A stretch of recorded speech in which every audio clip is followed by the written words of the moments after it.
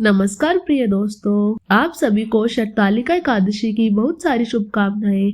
यह एकादशी वर्ष में आने वाली एक ऐसी विशेष एकादशी है जिसमें 6 प्रकार से तिल का सेवन किया जाता है। सामान्य रूप से सभी एकादशी में तिल का सेवन वर्जित बताया गया है, लेकिन एकमात्र एकादशी यह ऐसी है जिसमें विशेष रूप से तिल का सेवन, तिल का दान किया जाता है, जिसमें विशेष रूप से तिल का सेवन और तिल का दान किया जाता है। तो चलिए हम ऐसे पावन अवसर पर इससे जुड़ी एक सुंदर पौराणिक कथा का श्रवण करते हैं। आप सब श्रद्धा भक्ति से इस कथा को सुनिए। एक समय दालवे मुनि ने पुलस्त्य ऋषि से पूछा, हे ब्राह्मण देव, इस मृत्यु लोक में लोग अनेक प्रकार के पाप कर्मों में लिप्त रहते हैं। कृपया आप बताइए कि उनके पापों के फल स्वरूप उन्हें मिलने वाली इस नरकीय गति से उनका उद्धार कैसे होगा।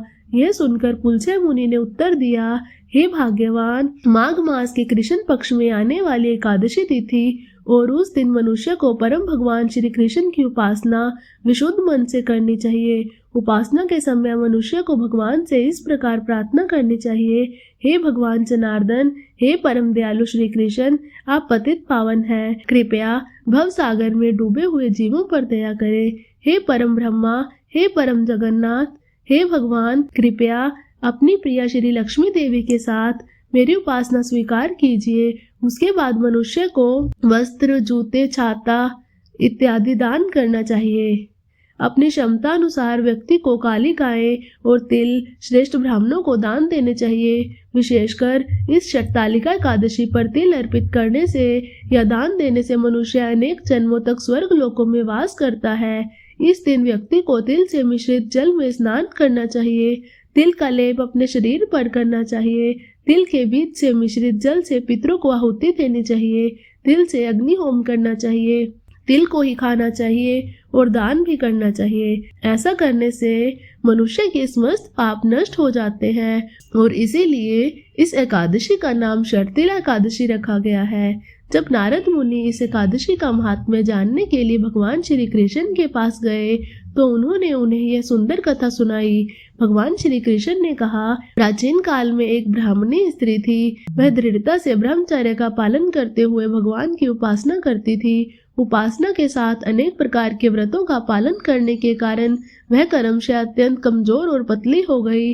वह निर्धन ब्राह्मणों और अविवाहित कन्याओं को दान देती थी, लेकिन उसने ब्राह्मणों और देवताओं को अन्न दान करके कभी भी संतुष्ट नहीं किया। हालांकि वह ब्राह्मणी एक पवित्र आत्मा थी, लेकिन फिर भी उसने कभी भूखे लोगों को भोजन अर्पित नहीं किया। उसकी परीक्षा लेने के लिए मैंने अपने हाथों में एक भिक्षा का पात्र लिया और एक भिक्षुक का रूप धारण करके भिक्षा मांगने के लिए उसके द्वार पर पहुंचा। मुझे देखकर ब्राह्मणी ने कहा, हे ब्राह्मण, कृपया मुझे बताइए कि आप कहाँ से आए हैं। मैंने ऐसा अभिनय किया कि मैंने सुना ही नहीं और फिर से भिक्षा मांगने लगा। इस बात से क्रोधित होकर उसने मुझे एक मुट्ठी मिट्टी लेकर मेरे भिक्षा पात्र में डाल दी और यह देखकर मैं अपने धाम में वापस लौट आया। शीघ्र ही कठोर व्रतों के पालन के कारण वह ब्राह्मणी भी मेरे धाम लौट आई, क्योंकि उसने मुझे एक मुट्ठी मिट्टी अर्पित की थी, इसलिए उसे एक सुंदर घर मिल गया। लेकिन उसके घर में अनाज नहीं था, यह घर खाली था। क्रमशः संपत्ति के अभाव में वह अधीर हो गई। उसके बाद वह क्रोध के आवेश में मेरे पास आकर कहने लगी, हे जनार्दन, मैंने यथाइष्ट कठोर तपस्याएं, व्रत और भगवान विष्णु की उपासना की थी, फिर मैं अन्न और संपत्ति से विहीन क्यों हूँ। तब मैंने उस ब्राह्मणी से कहा, हे ब्राह्मणी, तुम भौतिक संसार से अभी यहाँ आई हो, अब कृपया अपने घर लौट जाओ। कौतूहलवश देवताओं की पत्नियां तुम्हारे घर में दर्शन के लिए आएंगी। तुम उनसे शर्तिला एकादशी के महात्म्य की जिज्ञासा करना। जब तक वे महात्म्य वर्णन समाप्त न कर दे तब तक तुम द्वार मत खोलना। मेरे वचन सुनकर ब्राह्मणी अपने घर लौट आई। एक दिन ब्राह्मणी अंदर से द्वार बंद करके अपने घर में बैठी थी और उस समय कुछ देव पत्नियां वहां आकर बोली, हे सुंदरी, हम यहाँ दर्शन के लिए आई हैं, कृपया द्वार खोलो। तब ब्राह्मणी ने उत्तर दिया, यदि आप मुझे देखना चाहती हैं तो कृपया मुझे द्वार खोलने से पहले शर्तिला एकादशी का महत्व, पुण्य फल और महात्म्य का वर्णन कीजिए।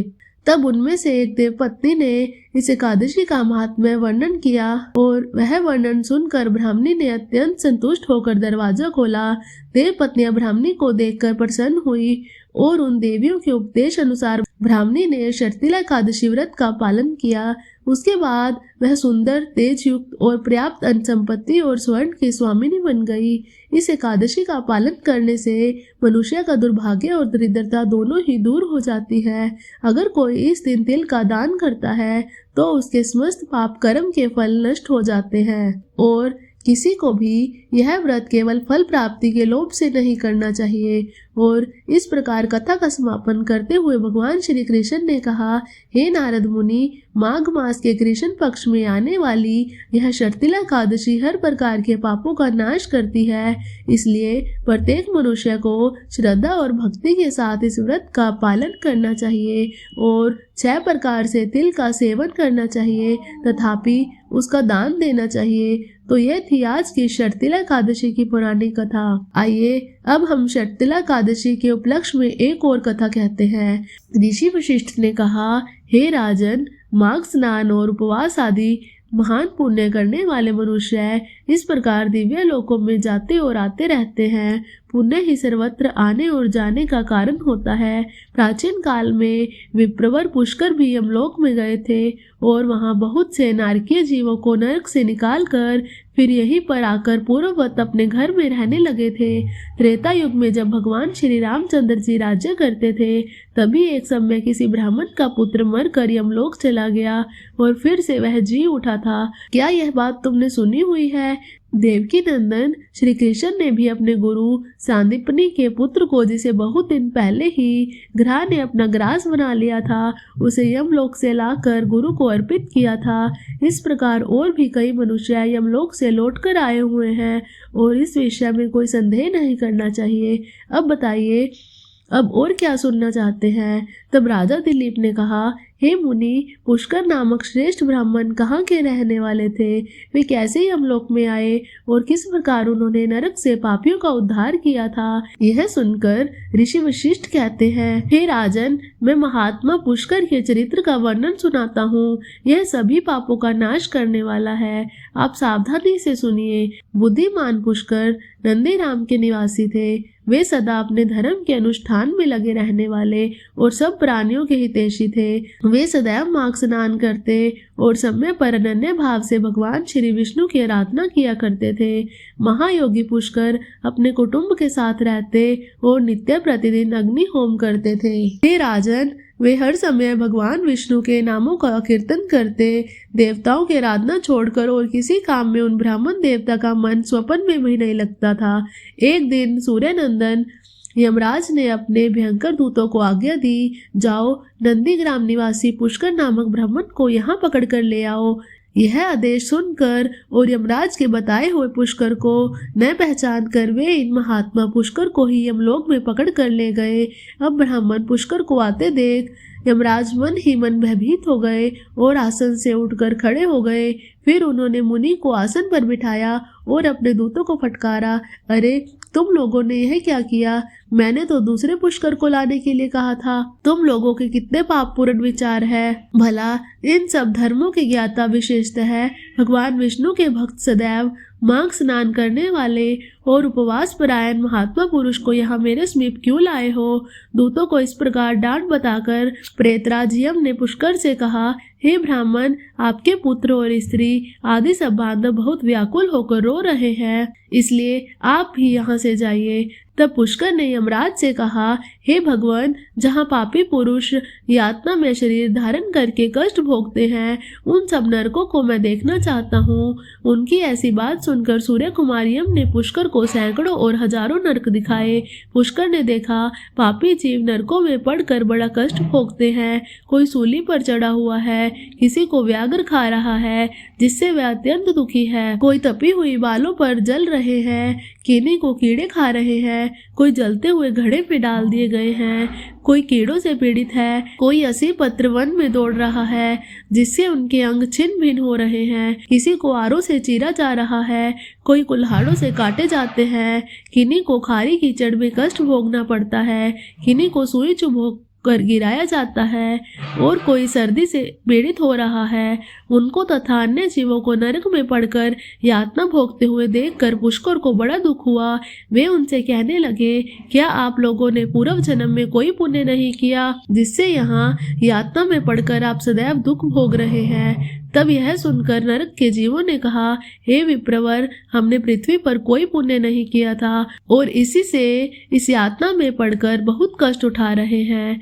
हमने पराई स्त्रियों से अनुराग किया था, दूसरों के धन चुराए थे, अन्य जीवों की हिंसा की थी, बिना अपराधी दूसरों पर लांछन लगाए, ब्राह्मणों की निंदा की और जिनके भरण पोषण का भार अपने ऊपर था उनके भोजन किए बिना ही हम सबसे पहले भोजन करते थे। इन्हीं सब पापों के कारण हम लोग इस नरक अग्नि में दग्ध हो रहे हैं। प्यासी गोएं जब जल की ओर दौड़ती हुई जाती तो हम सदा उनके पानी पीने में विघन डालते थे। गौओं को कभी खिलाते पिलाते नहीं थे तो भी उनका दूध धोकर पेट पालने लगे रहते थे। याचकों को दान देने में लगे हुए धार्मिक पुरुषों के कार्य में रोड़े अटकाया करते थे। अपने स्त्रियों को त्याग दिया था, व्रत से भ्रष्ट हो गए थे, दूसरे के अन्न में ही सदा रुचि रखते थे, पर्वों पर भी स्त्रियों के साथ रमन करते थे, ब्राह्मणों को देने की प्रतिज्ञा करके भी लोभवश उन्हें दान नहीं दिया। हम धरोहर हड़प लेते थे, मित्रों से द्रोह करते थे और झूठी गवाही देते थे और इन्हीं सब पापों के कारण आज हम दग्ध हो रहे हैं। यह सुनकर पुष्कर ने कहा, क्या आप लोगों ने भगवान जनार्दन का एक बार भी पूजन नहीं किया? इसी से आप ऐसी भयानक दशा को पहुंचे हैं। जिन्होंने समस्त लोकों के स्वामी भगवान पुरुषोत्तम का पूजन किया है उन मनुष्यों को मोक्ष तक हो सकता है। फिर पाप क्षय की तो बात ही क्या करना, प्राय आप लोगों ने श्री पुरुषोत्तम के चरणों में मस्तक नहीं झुकाया होगा, इसी से आपको इस अत्यंत भयंकर नरक की प्राप्ति हुई है। अब यहाँ हाहाकार करने से क्या लाभ? निरंतर भगवान श्री हरि का स्मरण कीजिए, वे श्री विष्णु समस्त पापों का नाश करने वाले हैं। मैं भी यहाँ जगदीश्वर के नामों का कीर्तन करता हूँ, वे नाम निश्चय ही आप सबका कल्याण करेंगे। यह बात सुनकर नरकवासी उन जीवों ने कहा, ब्राह्मण, हमारा अंतःकरण अपवित्र है, हम अपने पाप से संतप्त है। ऐसे समय में आपके शरीर को छूकर बहने वाली वायु हमें परम आनंद प्रदान कर रही है। हे धर्मात्मा, आप कुछ देर तक यहीं पर ठहरिए, जिससे हम दुखी जीवों को क्षण भर तो सुख मिल जाए। ब्राह्मण, आपके दर्शन से भी हमें बड़ा संतोष होता है। हम पापी जीवों पर आपकी कितनी दया है। जब इस प्रकार बातचीत हो रही थी उस समय यमराज जी ने कहा, धर्म के ज्ञाता पुष्कर, आपने नरक देख लिए, अब आप जाइए, आपकी पत्नी दुख और शोक में डूबकर रो रही है। तब पुष्कर ने कहा, हे भगवान, जब तक इन दुखी जीवों की आवाज कानों में पड़ती है तब तक कैसे जा सकता हूँ? जाने पर भी वहाँ मुझे क्या सुख मिलेगा? आपके किंकरों की मार खाकर जो आग के ढेर में गिरे हैं उन नारकीय जीवों की यह दिन रात की पुकार सुनिए। कितने ही जीवों के मुख से निकली हुई ये ध्वनि सुनाई देती है, हाय मुझे बचाओ, मेरी रक्षा करो। समस्त भूतों की आत्मा और सबके ईश्वर सर्वव्यापी श्री हरि को मैं नित्य आराधना करता हूँ। इस सत्य के प्रभाव से नारकीय जीव तत्काल मुक्त हो जाए। भगवान विष्णु सब में स्थित है और सब कुछ भगवान विष्णु में स्थित है। इस सत्य से नारकीय जीवों का तुरंत कलेश समाप्त हो जाए। हे कृष्ण, हे जगन्नाथ, हे विष्णु, यहाँ नरक के भीतर यातना में पड़े हुए इन सभी जीवों की रक्षा कीजिए। पुष्कर के द्वारा उच्चारित भगवान के इन सुंदर पवित्र नामों को सुनकर वहां नरक में पड़े हुए सभी पापी तत्काल उससे छुटकारा पा गए। वे बड़ी प्रसन्नता के साथ पुष्कर से कहने लगे, हे ब्राह्मण, हम नरक से मुक्त हो गए। इससे संसार में आपकी अनुपम कीर्ति का विस्तार हो। यमराज जी को भी यह घटना देखकर बड़ा विस्मय हुआ। वे पुष्कर के पास जाकर प्रसन्नचित होकर वरदान के द्वारा उन्हें संतुष्ट करने लगे। उन्होंने कहा, धर्मात्मन, आप पृथ्वी पर जाकर सदैव वहीं रहो, आपको और आपके सूदों को मुझसे कभी भय नहीं होगा। जो मनुष्य आपके महात्म का प्रतिदिन स्मरण करेगा उसे मेरी कृपा से अब मृत्यु का भय नहीं होगा। इस प्रकार यमराज के कहने पर पुष्कर पृथ्वी पर वापस लौट आए और यहाँ पूर्ववत स्वस्थ होकर भगवान मधुसूदन की पूजा करने लगे। कथा का समापन करते हुए ऋषि वशिष्ठ ने कहा, हे राजन, मेरे द्वारा कहे हुए महात्मा पुष्कर के इस महात्म को जो कोई भी मनुष्य श्रवण करता है उसके सभी पापों का नाश हो जाता है। भगवान विष्णु का नाम कीर्तन करने से जिस प्रकार नरक से छुटकारा मिलता है वह प्रसंग मैंने आपको सुना दिया है। आदि पुरुष परमात्मा के नामों की थोड़ी सी भी स्मृति संचित पापों की राशि का तत्काल क्षय कर देती है और यह बात प्रत्यक्ष देखी गई है। फिर उन जनार्दन के नामों का भली भांति जानबूझकर नियम पूर्वक श्रद्धा पूर्वक कीर्तन करने पर उत्तम फल की प्राप्ति ही होगी। इसके लिए तो कहना ही तो यह थी आज की माघ मास की एकादशी की कथा। हमें आशा है कि आपको यह कथा अवश्य अच्छी लगी होगी और अगर आपको यह कथा अच्छी लगी हो तो इसे लाइक व शेयर करें और हमारे चैनल को सब्सक्राइब जरूर करें। अगर आपने ये कथा श्रद्धा भाव से सुनी होगी तो इस कथा के श्रवण का पुण्य फल आपको अवश्य ही प्राप्त होगा। जय श्री विष्णु।